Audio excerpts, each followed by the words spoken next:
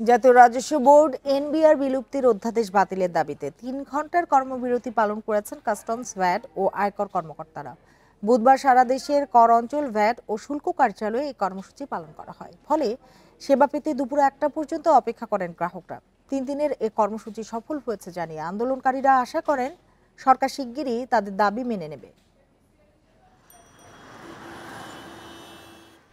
জাতীয় রাজস্ব board NBR বিলুপ্তির অধ্যাদেশ বাতিলের দাবিতে সকাল 10টা থেকে শুরু হয় কাস্টমস, ভ্যাট ও আয়কর কর্মকর্তাদের কর্মবিরতি।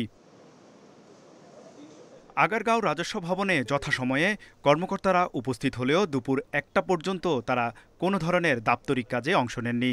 কলমবিরতির কথা বলা হলেও পালন করা হয় কর্মবিরতি। ভবনের 9ম তলায় কর্মীরা কলমবিরতি কর্মসূচির একটি ব্যানার টানিয়ে আশপাশে অবস্থান নেন। বিভিন্ন ফ্লোরে বেশিরভাগ কর্মীদের দেখা যায়নি নিজ নিজ ডেস্কে। কর্মকর্তারা বলেন, তাদের কর্মসূচি শান্তিপূর্ণভাবে হয়েছে। দাবি আদায় না হলে আলোচনা করে নতুন কর্মসূচি দেওয়ার কথাও জানান তারা। যেহেতু সংস্কার চাই এবং আমরাও সংস্কার চাই, আমরা সরকারের সাথে ইয়েতে সম্পূর্ণ একমত। কাজেই আমরা চেয়েছি যে আমাদের দাবিগুলো যেন সেই সংস্কারের মধ্যে অন্তর্ভুক্ত করা হয়। তা আমরা আশা করি বা বিশ্বাস করি ইনফ্যাক্ট যে সরকারের সংশ্লিষ্ট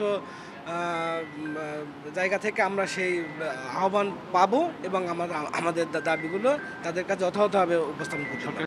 সেবা প্রার্থীদের ভোগান্তির বিষয়ে তারা বলেন, আন্দোলনের নির্ধারিত সময়ের পর স্বাভাবিক হয়েছে সেবা কার্যক্রম। যেহেতু আমাদের এখন অস্তিত্বের সংকট এবং আপনারা জানেন যে আমরা এর তীব্র বিরোধিতা জানাচ্ছি, তো আমাদের এটা আসলে আমরা 1টার পর থেকেই আমাদের সব ধরনের কার্যক্রম আবার শুরু হয়ে যাবে।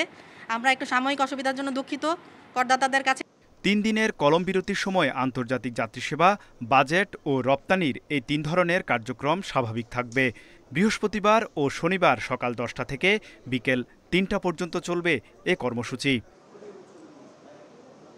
তৌহিদ রানা, ইন্ডিপেন্ডেন্ট নিউজ, ঢাকা।